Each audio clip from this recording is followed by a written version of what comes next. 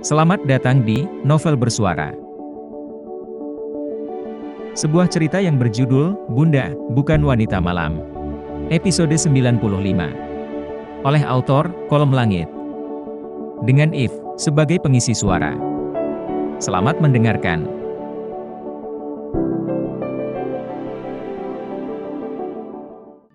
Enam bulan kemudian, malam tak selamanya membawa kegelapan yang mencekam. Kehadiran ribuan bintang yang bertabur di gelapnya langit adalah janji semesta bahwa di antara kegelapan akan datang cahaya yang menerangi.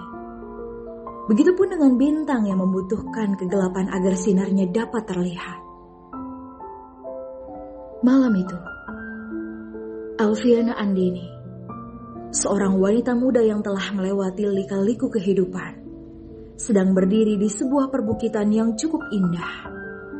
Pandangannya berkeliling menatap tempat yang baginya sangat indah. Di bawah sana, pemandangan kota terlihat jelas dengan lampu-lampu yang terang benderang. Langit pun tampak indah dengan ribuan bintang yang berkelap-kelip. Via memejamkan matanya sesaat, menarik nafas dalam, meresapi embusan udara malam yang begitu sejuk. Rasanya sangat tentram dan damai. Tak lama berselang, sesosok tangan tiba-tiba melingkar di perutnya. Senyum yang tadinya tipis pun mengembang. Tangan Via terulur membelai wajah sosok lelaki yang kini memeluknya erat. Selamat malam sayang. Sudah lama ya? Bisik Wira dengan mesra. Tidak begitu lama. Kita mau apa di sini, Mas? Surprise. Ia membalikkan tubuh Via hingga kini berhadapan dengannya. Ini kan pertama kalinya kita berkencan setelah menikah. Memang aku tidak boleh romantis. Kan tidak biasanya seperti ini. Mas Wira kan tidak suka jalan-jalan keluar rumah. Selama ini kita hanya menghabiskan waktu berdua di kamar saat ada waktu luang. Laki-laki itu tersenyum tipis, lalu menarik sang istri ke dalam pelukannya. Ia kecup kening dengan penuh cinta, lalu menatap dalam-dalam matanya. Tapi sekarang aku ingin suasana berbeda. Setelah semua hal berat yang kita lalui, kita butuh waktu lebih banyak berdua. Via kemudian menyandarkan kepala di dada suaminya, meresapi hangatnya kebersamaan mereka. Dimanapun itu, aku akan selalu merasa bahagia, Mas. Bukankah tempat paling indah bagi seorang istri itu adalah di pelukan suaminya? Itu benar. Tapi tempat paling indah bagi para suami adalah di antara kedua. Wira tak melanjutkan ucapannya setelah Via mendongakkan kepala menatap tajam suaminya itu. Mesum lagi kan? Ucap Via dengan bibir mengerucut. Ampun sayang, aku kan hanya bercanda. Ayolah, santai sedikit. Belakangan ini aku merasa kau sangat galak. Bukan aku yang galak, Mas Wira yang senang membuat ulah. Baiklah, ampuni aku. Jangan rusak malam romantis ini. Wira menarik pergelangan tangan Via dan membawanya ke sebuah kursi kayu yang terdapat di puncak perbukitan itu. Ia melirik jam di pergelangan tangannya. Kenapa, Mas? Aku ada kejutan untukmu. Beberapa menit lagi. Ia kembali melirik arah jarum jam, kemudian menatap ke bawah sana, hingga dirasa sudah waktu yang tepat. Sekarang, tutup mulutmu. Mulutku? Via menunjuk mulutnya sendiri. Bukan. Maksudku matamu sayang. Ayo, tutup matanya dulu. Kenapa aku harus tutup mata? Wira menghela nafas mendengar pertanyaan bertubi-tubi yang terus dilontarkan sang istri.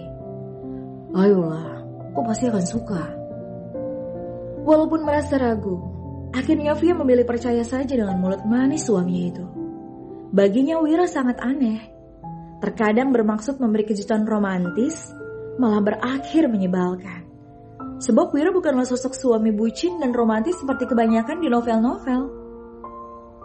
Hingga beberapa saat kemudian, Sekarang buka matanya. Via pun membuka mata. Ia menatap ke atas, di mana langit begitu indah dengan banyaknya kembang api berwarna-warni yang menambah keindahan malam itu. Suka? Tanya Wira menatap sang istri. Via belum dapat berkata-kata, selain menikmati kekagumannya pada kejutan indah dari suaminya itu. Bagaimana Mas Wira melakukannya? Ucapnya tanpa melepas pandangan dari indahnya langit malam itu. Ada saja. Aku kan suami romantis. Tak ingin kehilangan saat-saat romantis itu, Wira menarik sang istri dan memberikan ciuman mesra. Menyadari mereka sedang berada di tempat terbuka, Via segera mendorong dada suaminya itu agar menjauh darinya. Mas, ini kan tempat terbuka. Kalau ada yang lihat aku kan malu. Ya ampun sayang. Coba lihat sekeliling. Di sini tidak ada orang lain. Hanya kita berdua. Tetap saja, aku tidak mau ada yang melihat kita. Wira kembali menggeser posisi duduknya, sehingga kini menempel di tubuh Via. Baiklah, kalau tidak mau di tempat terbuka, aku sudah menyiapkan sebuah kamar yang indah di sebuah villa. Malam ini kita akan menginap di sana. Bagaimana? Menginap? Tanya Via diiringi anggukan oleh Wira. Gael bagaimana? Kan ada ibu, ada beberapa pengasuhnya. Dia tidak akan kenapa-napa ditinggal bundanya semalam saja. Ayolah sayang, aku sedang berencana untuk punya banyak anak. Sekali lagi, Wira mencoba merayu. Namun Via tetap menggeleng. Ia tak ingin terpisah dengan anaknya walau semalam saja. Kita bisa melakukannya di rumah seperti malam-malam sebelumnya. Wira menghela nafas frustasi. Sekali-sekali menginap di luar kan tidak apa-apa. Masa iya kejutan harus berakhir sia-sia? Aku sudah lama menantikan malam ini. Tapi kan besok pagi aku harus menyiapkan.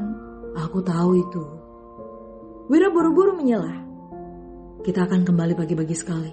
Mau ya? Mau kan? Kok tega sekali ya? Ucapnya memohon dengan wajah sememelas mungkin. Tak tega menolak permintaan suaminya, Via akhirnya mengangguk tanda setuju. Baiklah, tapi janji kita akan pulang pagi-pagi sekali. Aku tidak mau terlambat. Iya sayang, tapi malam ini yang hot ya. Pintanya sambil mengedipkan sebelah mata. Via tersenyum sipu, lalu kembali menyandarkan kepala di dada sang suami, sambil menikmati indahnya malam bertabur kembang api itu. Mas, siapa yang menyalakan kembang api sebanyak ini? Tanya Via. Sudah, jangan pikirkan. Yang penting kau suka kejutannya kan? Suka mas. Dan di balik romantisan Via dan Wira, ada 3 lelaki yang sejak tadi sedang bekerja keras. Di bawah sana mereka menyalakan ratusan kembang api sambil menggerutu kesal. Dr. Willy, Dr. Marcel, dan Surya sepertinya cukup kesal dengan permintaan mendadak Wira. Bagus, dia yang menikmati bulan madu bersama istrinya, kita yang repot. Ujar Dr. Willy sembari berdecak kesal. Bersambung.